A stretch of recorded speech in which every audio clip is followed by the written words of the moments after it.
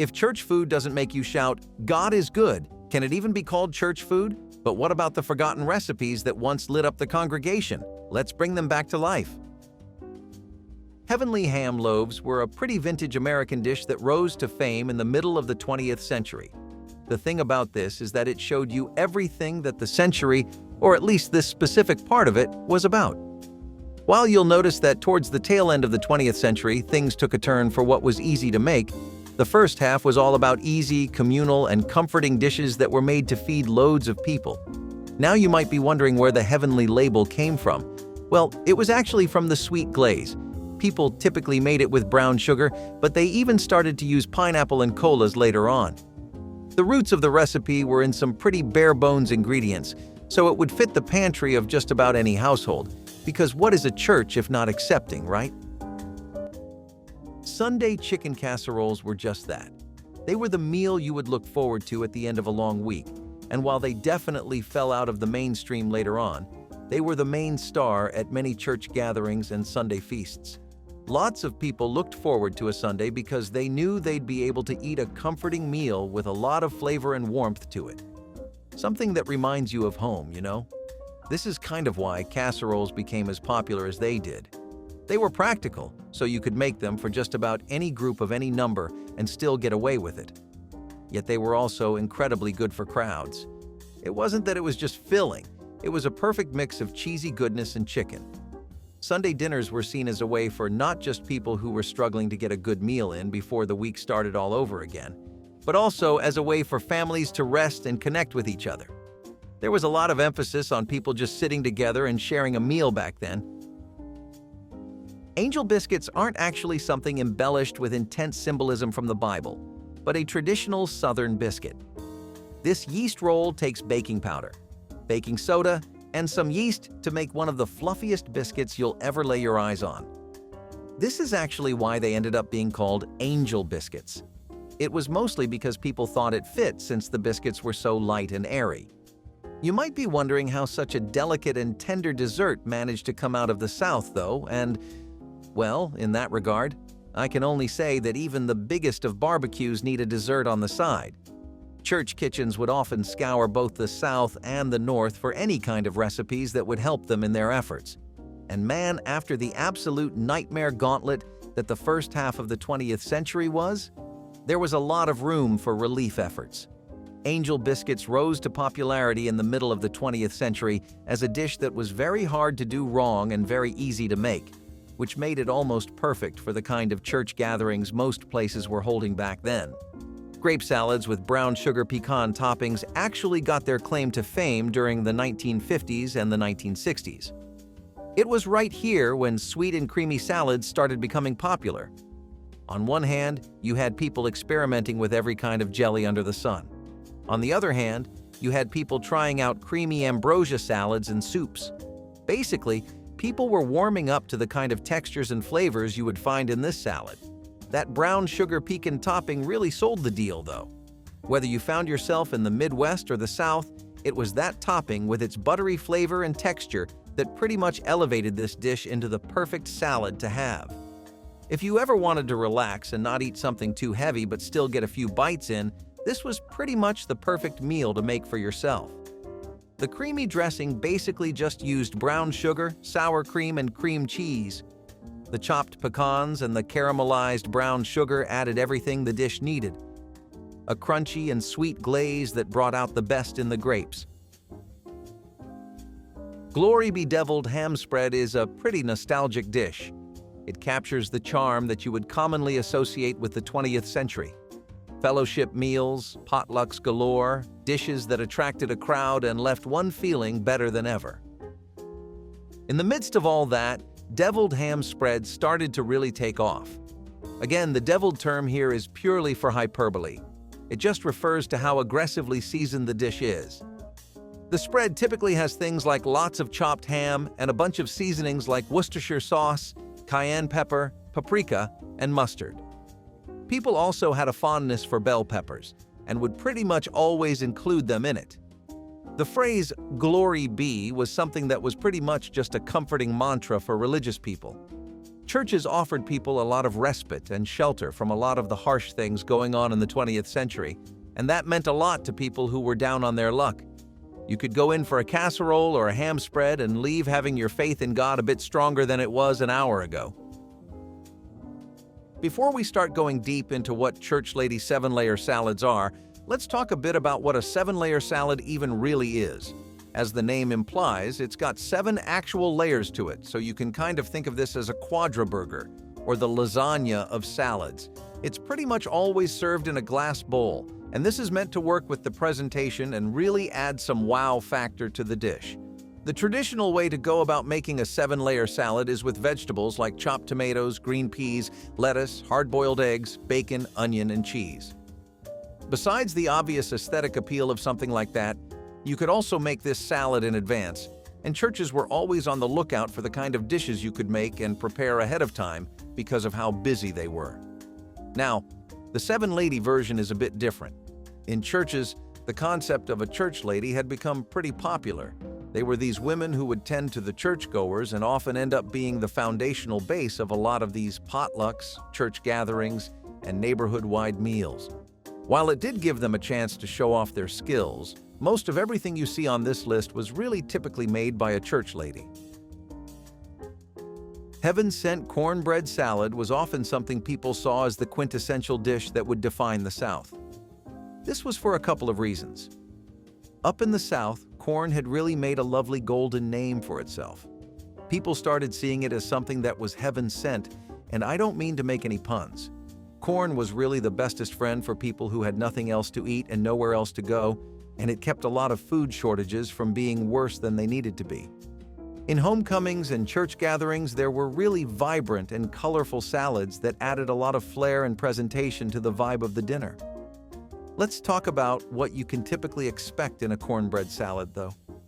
To start off, you get vegetables like chopped tomatoes, lots of green peppers, and red onions, which were actually a lot more popular in the South than any other kind of onion. Pinto beans and black beans were obviously going to make an appearance since this is a generational Southern dish we're talking about. Let's talk about the dressing, which was actually this really creamy and smooth mix of mayonnaise and sour cream. Put all that together, and you have yourself a pretty fulfilling salad. You know how the later half of the 20th century started being associated with bite-sized meals and finger foods? The seeds for that were sown just a little bit early with things like pineapple cheese squares.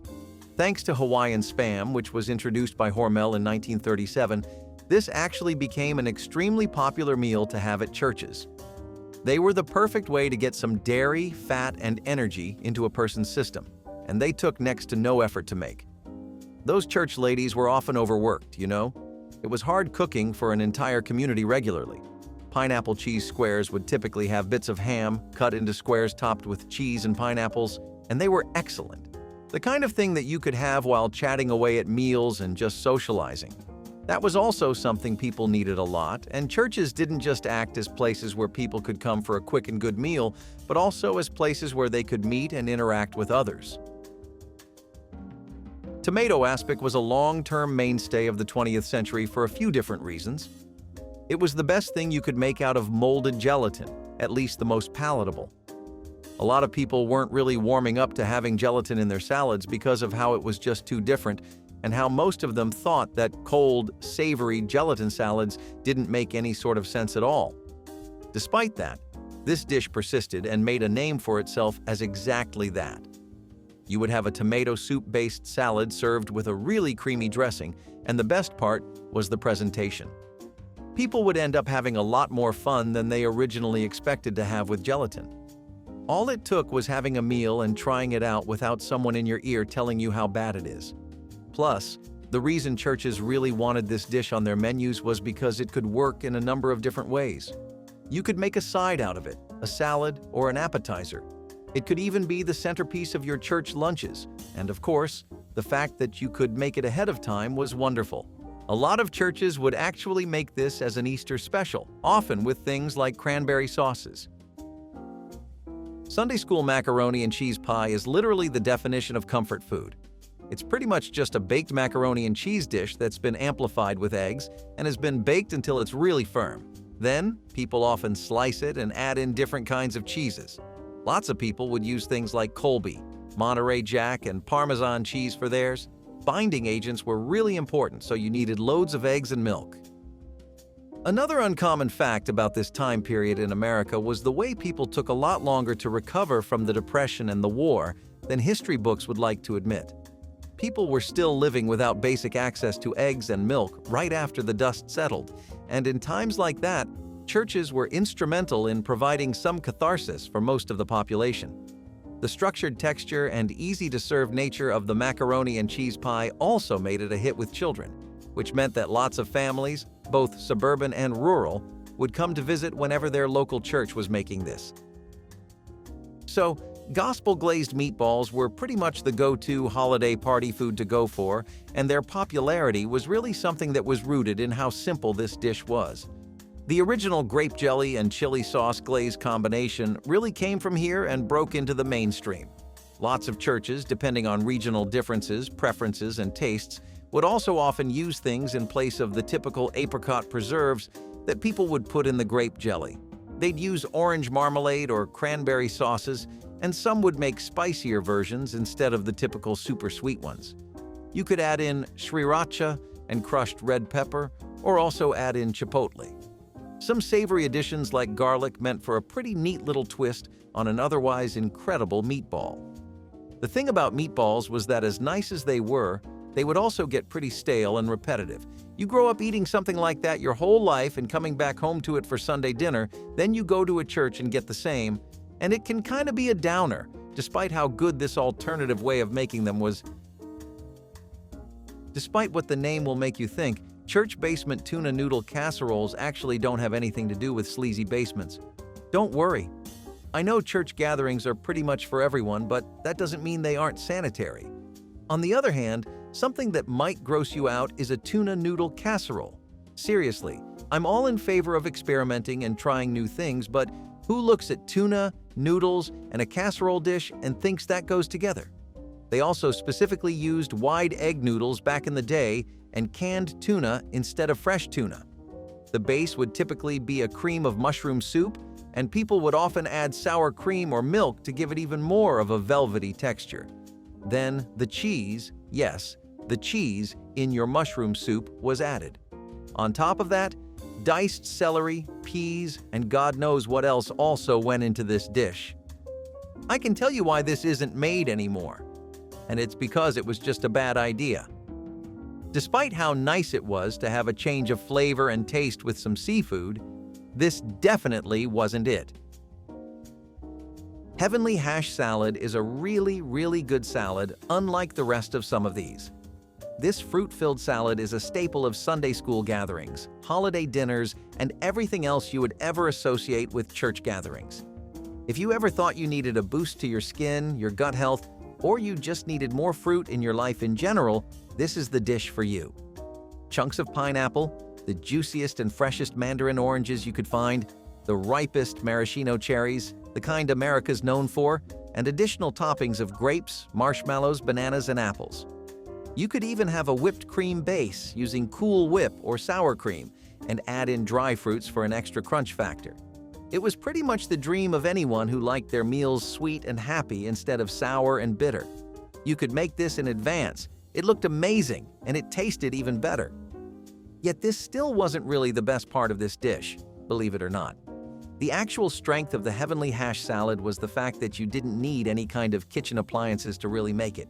Don't have an oven? This is for you. It meant that a big majority of the population, which didn't have access to things like ovens, could actually enjoy a dessert too, for once. Now, the Heavenly Hash bit comes from just the way it looks, nothing else. There's no famous folklore or backstory to this one. It just looks like something you'd find behind those pearly white gates we all dream of. Here's actually a Valentine's Day special. Sweetheart JellO molds were these really brightly colored gelatin molds that were actually always heart-shaped. They were decorated and themed that way because of Valentine's Day, but they were actually also used outside of it too. Lots of people use them for their wedding showers or even just to add a bit of a nice flair at a fellowship dinner or a potluck.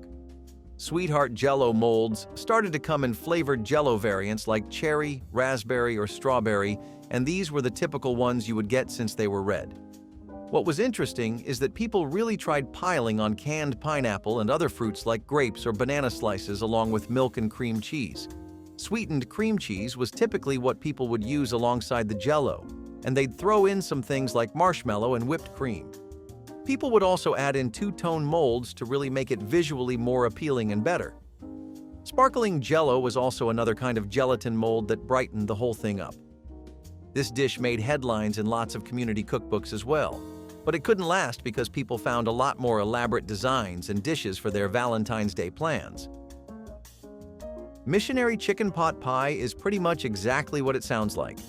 It's a community dish that really just has the missionary label added on for fluff, but at its core, it really is just your average chicken pot pie. You get the usual shtick and suspects here too. Shredded, diced chicken that's either prepared fresh or gets left over from Sunday roasts, and then you also have vegetables like carrots, celery, and potatoes. You get onions, green beans, and then you get things like a nice little chicken broth in a pie crust and a biscuit topping to really tie it all together. The idea behind this one-dish meal was to make something that could feed entire groups and specifically be used just for that. You might think that could be said about almost everything on this list, but the truth is, a lot of these recipes had to be fine-tuned and adapted to the amount of people there were.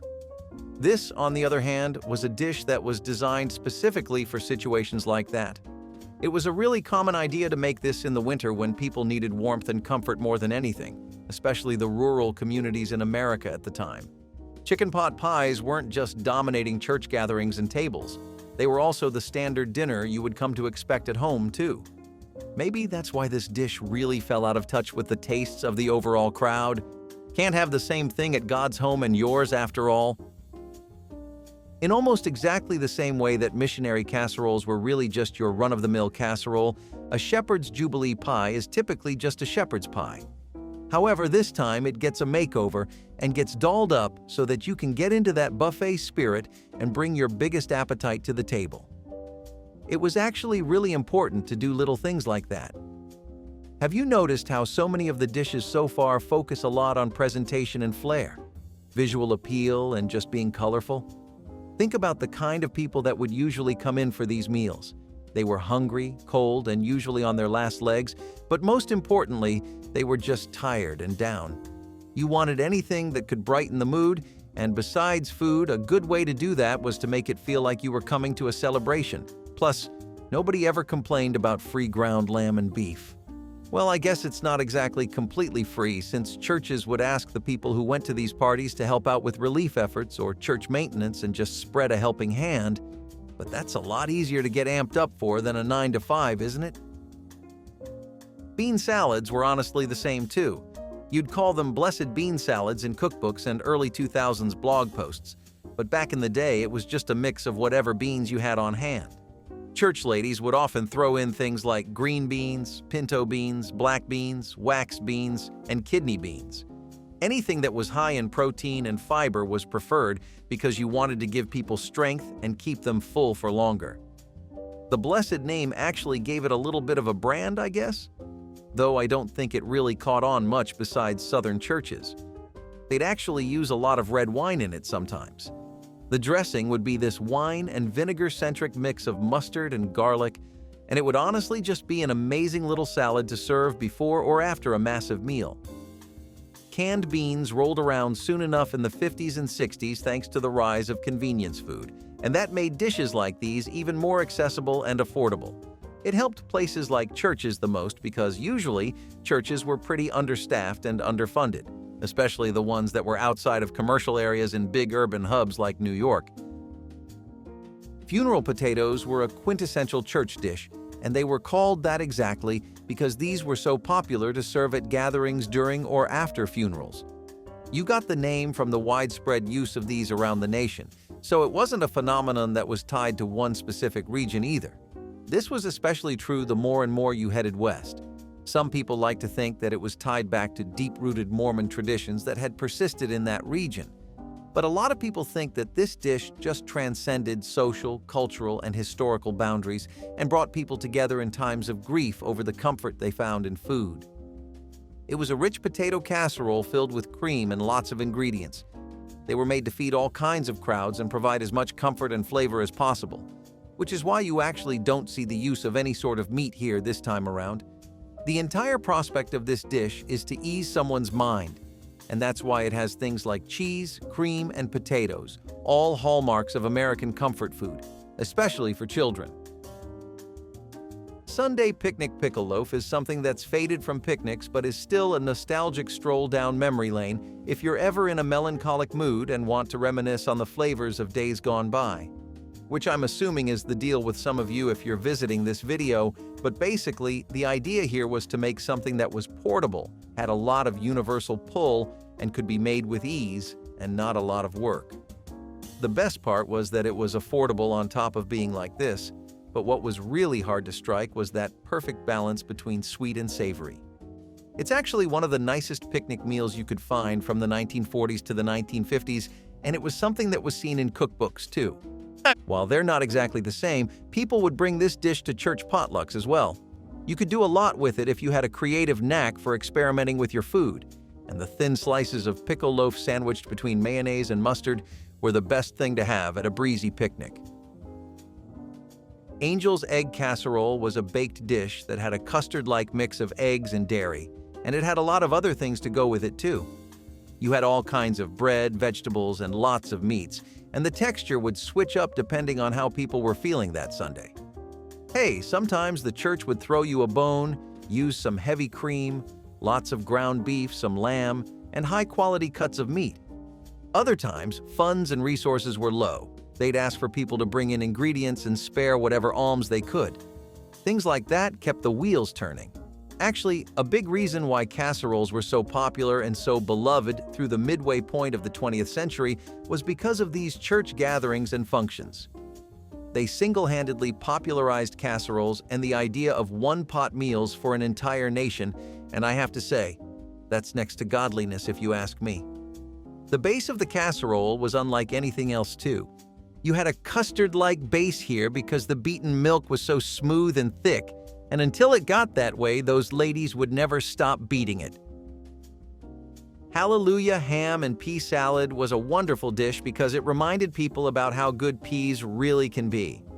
See, the issue with America, even more so than right now, is that when Americans were hungry and doing badly financially and they really needed a win, they still coasted on things like bacon, ham, cheese, and street food. Why is this a problem? Well, it's not exactly the most green-friendly environment when you grow up like that. You kind of start thinking of vegetables as this acquired taste. Hallelujah Ham and Pea Salad wasn't like that at all, though.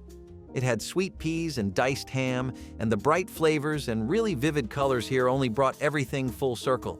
It made the dish look, feel, and taste like what comfort food should be like. Plus, I think the saltiness of the ham really bounced off well with the flavor of the peas. People had gotten used to ingredients like mushrooms, root vegetables, and beans, but that meant they were leaving behind peas a little bit when honestly, there was just as much, if not more, potential with them for casseroles and one-pot meals too. Peas have a lot of range, and the proof is in front of you because this isn't a casserole or a one-pot meal. It's a salad, and it works just as well as the other two formats do. Glorious Chicken Divan actually does have a bit of history.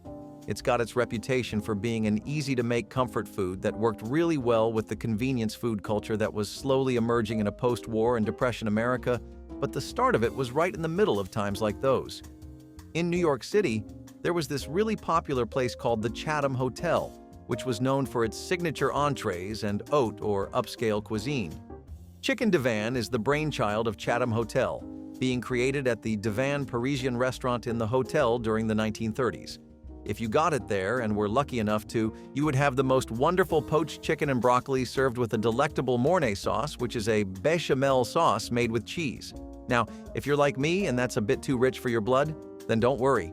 People who couldn't get into these places definitely weren't going to miss out on the trends and tastes that were popular in their day-to-day lives, so they found ways around the price wall and adapted it with simpler ingredients.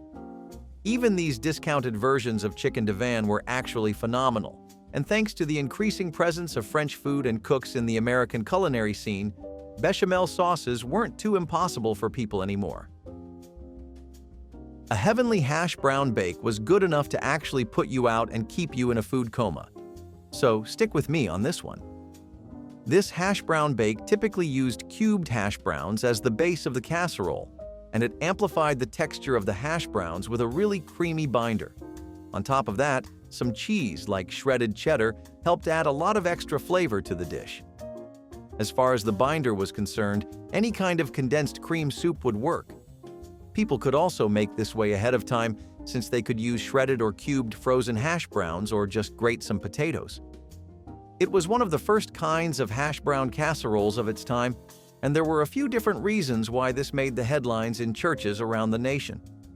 See, people love something affordable, and you don't need me to tell you that. But what they love even more than that is a good deal. That's what the hash brown bake sounded, felt, and tasted like.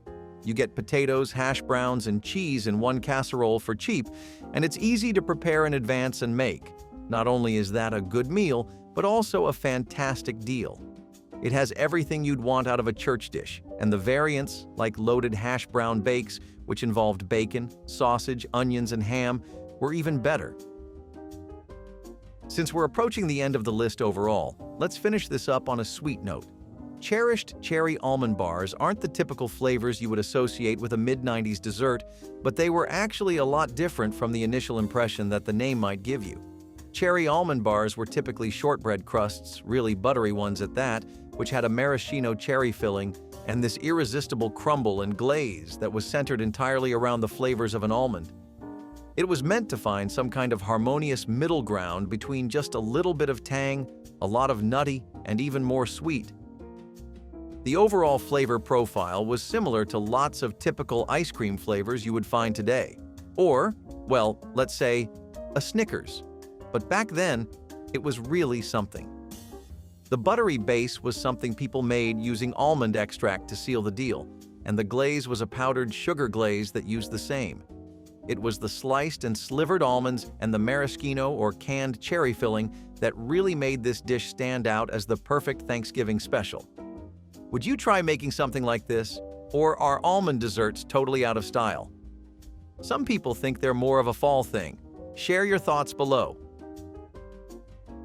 Fellowship pot roast pies are the perfect thing to end this list on because they pretty much encapsulate everything we've gone over on this list so far and are a perfect example of why these dishes aren't popular anymore too. These pot roast pies took the tenderness you've always associated with a good pot roast, the slow-cooked beef, the soft vegetables, and the oozing rich gravy, and put all of that into this perfectly flaky and crumbly pie crust. The buttery biscuit topping made it one of the best things for adult gatherings, though it wasn't the most popular thing with the kids, but that also depended region to region. Kids that grew up outside of urban areas around more rustic cooking loved it. The beef, despite how high beef prices were back then, was the star of the show, and it really felt like your local church was going out of its way for you, and putting in some extra effort when you would catch the scent of a Fellowship pot roast pie a block away. Still, you might be wondering why I said that this dish is also a good example of why recipes like this fell out of circulation. There are a few reasons, but most of all, everyone's grocery shopping lists changed. All of these dishes have two things in common. They're built to be made in large batches, and they're built to be made for large crowds. People's grocery lists, on the other hand, started to become oversaturated with canned, processed, prepackaged, frozen, and ready-made food. Basically, everyone started to jump on the convenience food bandwagon, and dishes that took so much effort and were often leftovers fell out of style as a result. Here's another banana banger you may not be too familiar with. But don't worry, I'm here to get you acquainted with all the things that are in right now when it comes to the food world. Baked banana chips are these amazingly intense caramelized sweet chips that have the perfect amount of tang and crunch, making them the perfect thing to snack on while you chat away or just as a way to up your fruit game a little bit. The acidity of the lemon juice here really helps the sweetness not be overwhelming, and the salt also works kind of to the same effect. You may not be expecting this, but it actually helps to amplify the flavors of the banana itself. As for the chips themselves, they taste heavily of banana but also have these honey-like aftertastes, which make them addictive and keep you coming back for more and more. The best thing about stuff like this is that it's really out there for people with a sweet tooth. You get tired of the same rotation of ice cream, sodas, and other basic desserts. Sometimes you want a new experimental dish that takes new concepts and puts them up in interesting ways too, just like all the fans of savory get to enjoy regularly. Coffee and butter is something that's enjoyed across the entire world, not just America, though for the context of our video, we're going to keep it to the States. The best thing about coffee and butter is that it's so endearingly simple. You don't need anything except, well, coffee and butter, but sometimes the daily routine gets a bit tiresome. You get sick of the same coffee every day, the monotony sets in, and you lose that spark that first drew you to the dish. It's exactly in times like that where combinations like this come in handy. It was also really smart. This was a combo that, more than anyone else, farmers used. It would help them keep energy levels high throughout the day because adding butter to the coffee made it such a high-calorie drink. In farming-heavy areas where butter was really common, like the Midwest and the Northeast, this drink was a local treasure. The best homemade meal, in my opinion, was lasagna. Nowadays, people enjoy this dish on laid-back Saturday afternoons. And to be honest, I agree. Leave it in the oven for an hour, and a cheesy-filled indulgence is born. These components include the basic kitchen must-haves, layers of lasagna sheets, pasta sauce, and some cheese, of course. It has met those expectations of the history books as well. Did you know that its origins are implanted in the backstories of ancient Greece? Yes, you heard me right. This was not an original Italian cuisine. Nevertheless, many dispute that the first record of such a recipe being written down dates back to Naples during the Middle Ages. But wherever it started, it's now seen as a go-to dish in any household, no matter the country. Grandma's curried sausages, a nostalgic winter favorite, have largely disappeared from modern dining tables. This dish featured sausages cooked in a mildly spiced curry sauce, often made with onions, apples, and a touch of cream. The combination of savory sausages and the sweet, spicy sauce made it a comforting and flavorful meal. Curried sausages were often served with rice or mashed potatoes, which helped to balance the rich flavors of the sauce. This dish was a staple in many households, particularly during the colder months, providing warmth and nourishment. However, with the rise of new culinary trends and the availability of more diverse meal options, Grandma's curried sausages have become a rarity. Their disappearance marks the loss of a comforting, home-cooked dish that brought families together around the dinner table. Continuing the protein train, if you find yourself keeping the workout part of things on lockdown but not being able to manage the diet part of things, I got a protein skillet with chickpeas and eggs with your name on it. This one makes use of 3 simple things: chickpeas, eggs, and spinach. And it's just as good as it sounds. This is like a natural-born steroid, the kind of thing to send your muscles into high gear immediately and get you meeting those protein requirements without any of the prep work. Don't feel like whipping up a fillet of grilled chicken with mashed potatoes and prepping your meals a night in advance? Don't feel like subjecting yourself to scoops of protein powder? Get ripped the natural way and have the benefit of a superfood all in one. This is one of the most refreshing skillets I could recommend. And honestly, it's one of the best post-workout meals too. Plus, expanding your horizons past just meat as a source of protein helps a lot.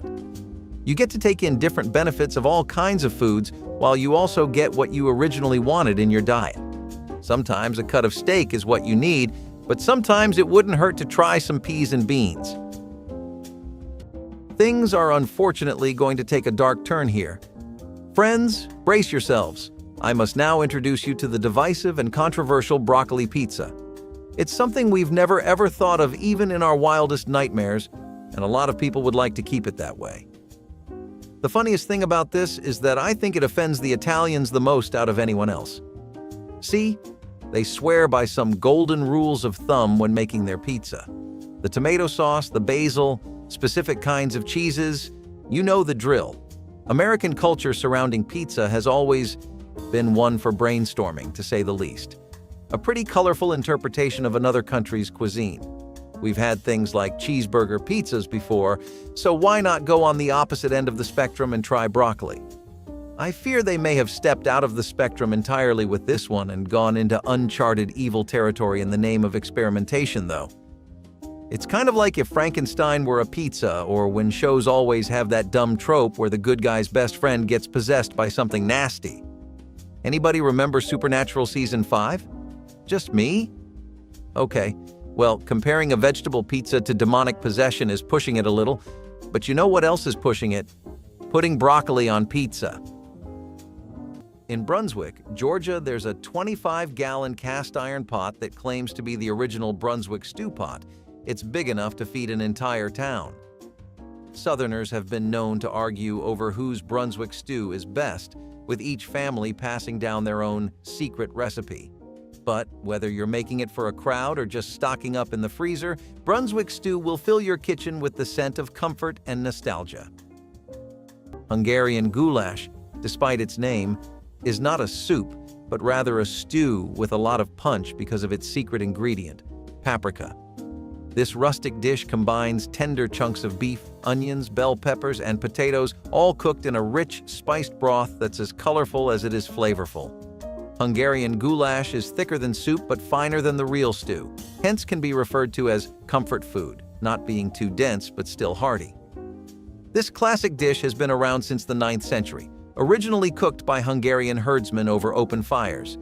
Fun fact, real Hungarian goulash mainly uses Hungarian paprika, which provides the dish the smoky sweet flavor and the bright red hue. For it to have that traditional feel, it should be served with either egg noodles or dumplings to accompany the soup. For a richer taste, you could sprinkle caraway seeds or a little sour cream on top. Hungarian goulash is more than just a meal. It's a taste of history, warmth, and old-world charm that's perfect for a cold winter's night. This is definitely a stew that will make you feel like you are in Hungary with every spoonful. Similarly, sometimes you need to cut back on the junk and eat a little bit on the greener side of things. Stuff like black bean soup has always helped out so much when it comes to cultivating a better environment for your body on the inside. And the fact that it's inherently so simple only helps it be more of an all-rounder that you definitely need in your arsenal. All you need for this is just your garlic, cumin, onions, and black beans. The garlic or cumin are up to you. You can pick which one to add between the two, but again, it's a very simple soup that is so beginner-friendly that even people with no cooking experience can get up and make some. It takes nothing and leaves you feeling a lot better and stronger than you otherwise would, so maybe invest in some black beans next time you go grocery shopping. Not really a soup person? Salads might be more your thing, in which case I have one that's also a pretty good starting point for people who don't have much time under their belt in the kitchen. Wedge salads are something you can make on any lazy day or when you're feeling low and don't want to spend a lot of time cooking. And let's be honest, we all have those days. One thing they don't tell you about cooking is that it kind of drains you, and you don't even feel like eating what you made afterwards. But of course, everyone has their own pace. Whatever your process is, though, a wedge salad will help it get along faster. All you need here is a wedge of lettuce, some blue cheese or ranch dressing, depending on what you're going for, and a few strips of bacon. You get smokiness, crunchiness from both the bacon and the lettuce, and a lovely dressing or melted cheese to tie it together. What's not to love here? Flash forward to the 50s and 60s, we have pineapple and cottage cheese, which was one of the earliest examples of people desperately trying to make pineapple into a mainstream fruit. Now, I'm not saying it isn't, especially these days. I'm just saying that it took a while to get here. Pineapple and cottage cheese showed people that not only was pineapple a nice flavor to have on the plate, it could even elevate what is probably America's first love, cheese. If you ever want to make something popular in this country, you need to prove it can work with cheese. Despite what it sounds like, this was actually a part of the entire healthier eating mindset that was so prevalent in the 20th century. They wouldn't have a lot of cheese, and there was honestly more pineapple. It was definitely an acquired taste, though, but the minority was pretty loud. Eventually, it would pave the way for even more weirder pineapple-based food combos that boomers remember pretty fondly now. Brunswick stew is both heartwarming and mysterious. Its true origins are still a matter of debate.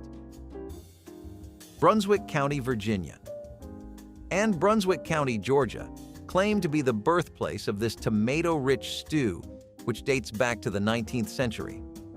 Regardless of its origin, Brunswick stew has always been about using local, seasonal ingredients and stretching them to feed a crowd. Traditional recipes used wild animals such as squirrels or rabbits, but nowadays chicken and pork are the usual protein pick for this stew.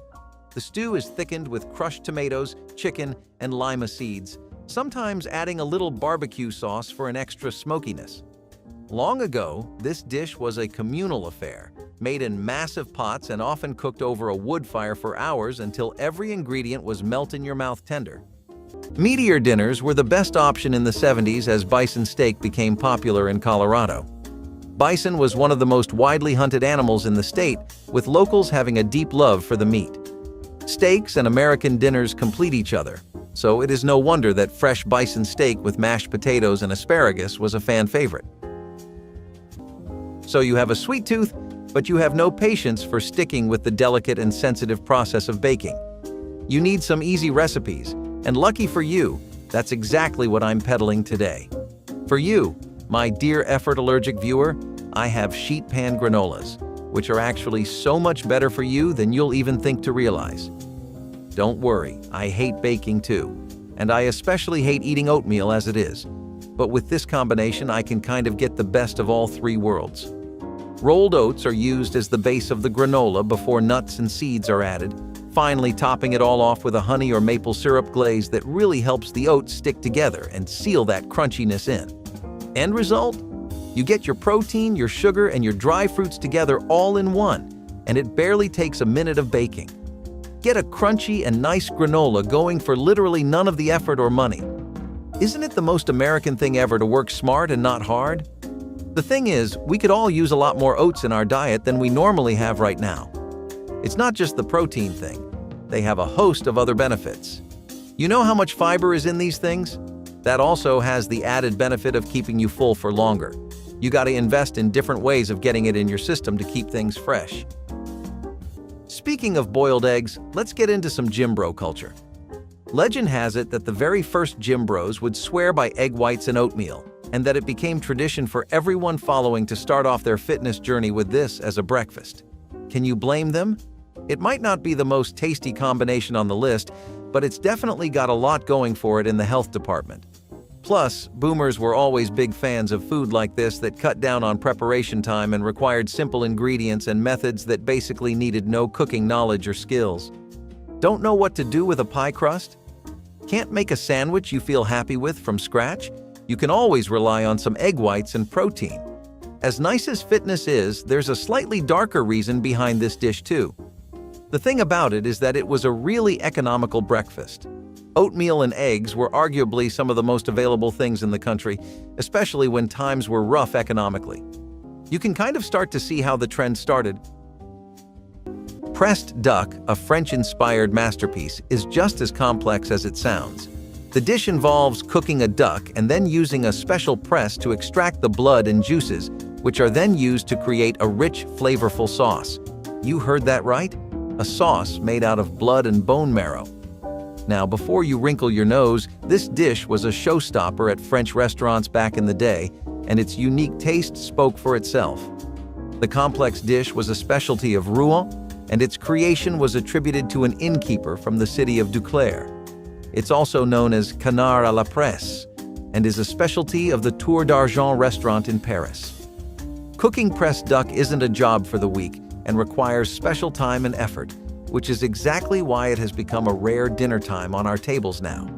And then, of course, not everyone has a knack for eating a sauce made out of bone marrow. Delaware was also serving seafood dinners, as the blue crab boil was a sought-after dinner.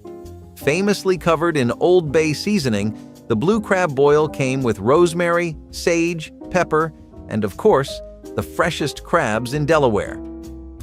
People would enjoy corn on the cob, potato wedges, and an assortment of grilled vegetables with the boil. Now, when it comes to dieting, some people like whole wheat instead of the usual, and for them, I have another skillet-based meal. Whole wheat no-knead skillet bread is exactly the sweet deal that it sounds like.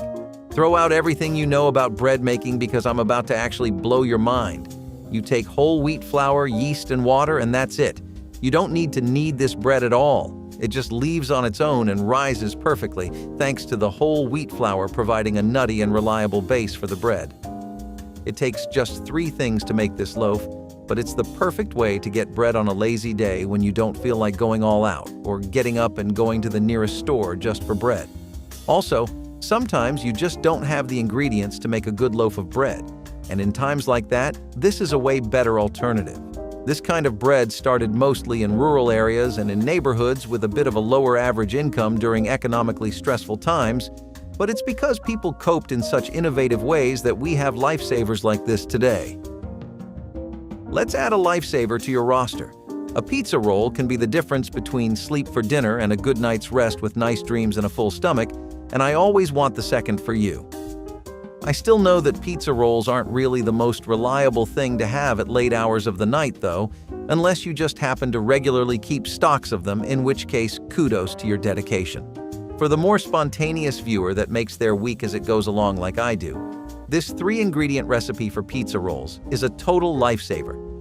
You just need a simple dough, whether it's homemade or store-bought, any kind of your favorite cheese and a tomato sauce, and voila, you have yourself a pizza ready to go. It's a pretty simple one, but with just a bit of baking and good skills with rolling, you'll have pocket pizza wherever you go. Also, it doubles as the perfect snack to offer someone when they're hungry. You always want to be that guy who's quick with a bite to eat. You get places in life faster that way. Next on the list, I got some fresh Roquefort cheese and eggs, and yes, I really had to Google this one. You hit me with a Roquefort when I asked what you'd recommend off the menu, and I'd just look you dead in the eyes with the biggest confused stare ever. Hopefully, a lot of you can relate. Maybe the ones that are more intimately acquainted with French cuisine might be familiar with us, but for the rest of us, it's pretty new. What really is Roger, though? It's pretty much just sheep milk blue cheese. I know, the name makes it sound like some kind of stellar French main course or some fine steak, but it really is just blue cheese and eggs. But wait, it's French blue cheese. That makes it special, as I'm sure you all already know how seriously they take their food. It actually does work the best with eggs thanks to the contrasting flavors, so this wasn't really the oddest pairing. But I'll tell you, a lot of people did need to get used to the concept of boiled eggs with cheese or an egg custard with cheese. Funnily enough, I can't believe this is where Americans once drew the line with adding cheese to everything. This brings me back to one important aspect, the value of family. On the other hand, without going on a nostalgic tangent, let's delve into yummy baked potatoes, this time with a twist. Note that this version I am about to discuss has now transformed itself into a popular fast food item. Despite that, it is easy to do at home. All you need is a well-done baked potato, then stuffed with some yummy treats that are budget-friendly as well, and if you are feeling adventurous, a splash or two of sour cream. Perfect. Anyhow, this may seem like a new spin-off to many families, but researchers have discovered that native South American cultures have been using it as a staple for thousands of years, although their techniques are questionable at best for modern society, as they usually include things like a banana stuffed with rice. Sole Munier is an exemplary dish that highlights the inherent flavors of its primary ingredient through a simple yet precise preparation method. This dish involves a sole fillet, lightly dusted with flour, then pan-fried in butter to a perfect golden brown. After cooking, the fillet is enhanced with a sauce of the pan's browned butter, fresh lemon juice, and chopped parsley, drizzled over the fish to amplify its delicate, sweet taste. The freshness and quality of the sole are crucial. Ideally, the fish is prepared soon after being caught, underscoring the importance of ingredient freshness in French culinary arts. The preparation focuses on preserving the fish's natural flavors, complemented subtly by the nutty browned butter and the bright lemon juice. Choosing sole, a flat fish valued for its fine texture and mild flavor, is vital as it cooks quickly and uniformly, making sole Munier a revered dish for its elegant simplicity. Veggie noodle fritters are the next trend in healthy eating. They're the star of the show, the it girl, the one that makes everyone's head turn, and Thai dish manages to do it with only 3 ingredients. They're simple ones too. Have you ever heard of carrot noodles? They're a kind of vegetable noodles that really have their own earthy flavor and this super tender texture with a crisp exterior when you fry them. Plus, they look amazing when you do. That golden hue puts in work. The egg works as a binder, helping the Parmesan cheese stick to the noodles to really create the entire vibe and bring it together, while also giving it a creamy texture and a richness that only gets amplified by the Parmesan. All in all, it's one of the best ways to get more greens in your diet in a familiar and delicious way. I also really can't stress how good this dish looks. The spiralized, shredded vegetables, the bounded fritters, and the golden brown colors all make for an extremely appealing dish to look at. They have an amazing balance of style, taste, and textures, which makes this dish work on all fronts. Plus, we all could do with a bit more zucchinis every now and then, right? That's a lot of sweetness and vegetables for me, so I'm going to take us back to at least slightly familiar territory with eggs and sardines. Many fishermen have spent a good chunk of their breakfasts with this dish, and for good reason too. You have eggs, which are probably the most available thing in, like, the history of ever, and then you have sardines. Most of America's coastal cities with fishing cultures and industries often caught sardines daily because it was one of the most common catches to get. As a result, all kinds of questionable food combinations and sometimes really good ones came out. In this case, those sardines would be mashed or diced and then mixed with scrambled eggs to make an omelet, along with some basic herbs and seasonings. They could also be a topping for a fried or poached egg alongside toast, or they could even be used to make sandwiches. Even outside of just fishermen and their neighborhoods, the general public also started adapting this because, as you can see, there's 50 shades of sardines to keep you full. Something that is ridiculously common in Southeast Asian households in America, but a little less known to natives of Uncle Sam's residence, is that rinsing your rice with water can do wonders for any dish. Literally, any dish that involves even the slightest hint of rice. This is because rinsing removes the extra starch packed into rice, giving you fluffier grains with minimal effort. If you are the type of person who enjoys their rice soft, airy, and mushy, then this is one kitchen hack you need to try. This time, you can thank brown grandmas for passing it on to the mainstream. Even culinary scientists like Matt Slem vouch for this, and just like with sticky pasta, nobody enjoys eating sticky rice. Seafood was a popular protein choice, as clam bakes were a go-to dinner food in Connecticut. You could find a good clam bake plate for dinner anywhere from homes to restaurants, diners, and even pubs. Clams were a classic seafood in Connecticut because they were harvested and locally produced. Nothing will ever separate us Americans from our beloved cheeses, but that's exactly why having new ways of enjoying the same old lovely cheeses is so important. Baked feta with honey and thyme might be a combination you aren't used to hearing, but it's one that will rock your world if you give it a fair shot. Feta cheese on its own is one of the most popular kinds of cheeses we have right now, especially if you go out for dining, so this kind of has an air of flashiness to it too. It has this salty intensity, but at the same time the cheese is so soft it melts like butter in your mouth, especially when it's baked, and it works so incredibly well with honey. I never personally thought cheese and honey could go together that well, but the saltiness of the feta combined with the sweetness of the honey make this wonderful contrast. Kinda like when you hear a sick guitar riff over a slow, tone-setting drum beat, you know what I mean? As far as toppings go, there's nothing better to wrap this dish up with than thyme, which gives that perfect cover to both flavors so that neither step on each other's toes. That first bite starts with hints of thyme, but quickly follows a lovely mix of everything the feta and honey have to offer. So next on the list, we have apples with salt and pepper, which actually aren't too bad. It gives the apple a sour tang that it otherwise doesn't have, and it's a pretty fun way to include some flavor in your apple salads. People were using this to spice up apple-based salads and dishes. They weren't just dunking apples in salt and pepper and taking bites. If you do that, please do stop. Anyway, back to our salty apples. This was again something that was mostly popular among the working class of America. They were the ones that had the strongest culture surrounding eating fruit daily, mostly because a lot of rural areas lived off of foraging and natural resources that were available. Apples were one of the few fruits that America could grow after colonial settlers brought over apple seeds to North America, so typically this was really enjoyed up north. It was nice to be able to eat arguably the fruit we've grown up side by side with since forever in a new and refreshing way. The typical scrambled eggs breakfast has been more or less a national tradition for so many years, it is impossible to tell where it really started. Low-key, small-time diners, high-tier French-American restaurants, and steakhouses all serve some kind of variation on eggs, including scrambled-ons. Hence, what do you do to add a little bit of variety, texture, and a bit of spaz to this classical option? If mayonnaise can work wonders for a burger, why not try it here? No, seriously, you'd be surprised. We know most people never make the link between eggs and mayo, but they can actually make them so much more fluffier and add this nice creamy texture too. If you do not believe us, then just search up any grandma's recipe for mayo eggs. Do not knock it till you try it. Maybe you want to start your day off on a citrusy note and start it right too. You know, refreshing, clean, light, all that good jazz.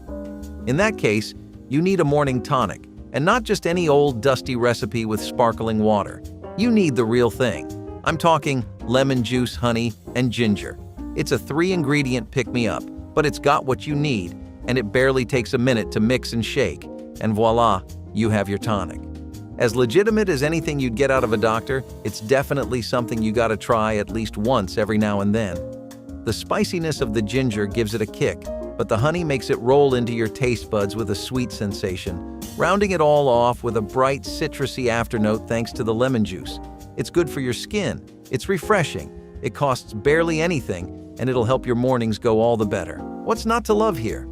I mean, if people are so willing to invest in Gatorade and other sports drinks that promise to replenish your electrolytes and provide up to thrice the hydration, why not put some stock in an actual healthy, all-natural tonic?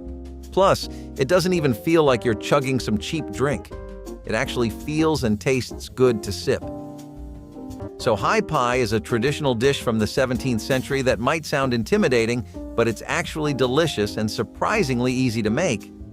If you're ever feeling like whipping a fancy meal on a cold snow day, Ham pie is your best friend. If Ham pie doesn't ring a bell, you might know it as raised pie. Strike a note? This unique pie was made using a hot water crust pastry, which allowed the pie to be formed by hand into a high, sturdy shape. But here's the twist. Instead of a pastry crust, it's topped with a layer of mashed potatoes. The best part?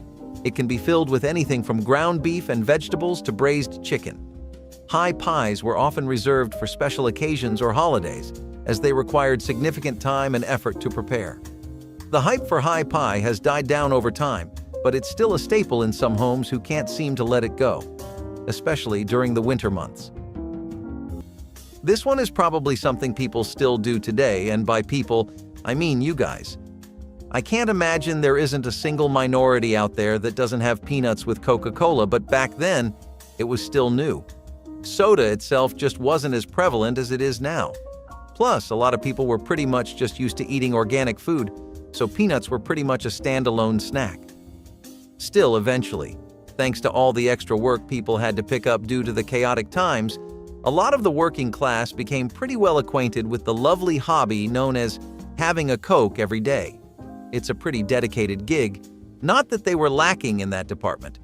A Coke at the end of a long workday was just refreshing, and peanuts were already an everyday snack, so you can really only go one way from there, hence we have peanuts with Coca-Cola. Here's a patty grilling technique endorsed by the culinary virtuoso himself, Gordon Ramsay. You get some nice beef patties perfectly shaped, seasoned, and ready to be slapped onto the grill for the most divine homemade burger you have had in the past 5 years. Turns out it was a bit too humid, the meat was a little dry, and the grilling took away all the moisture.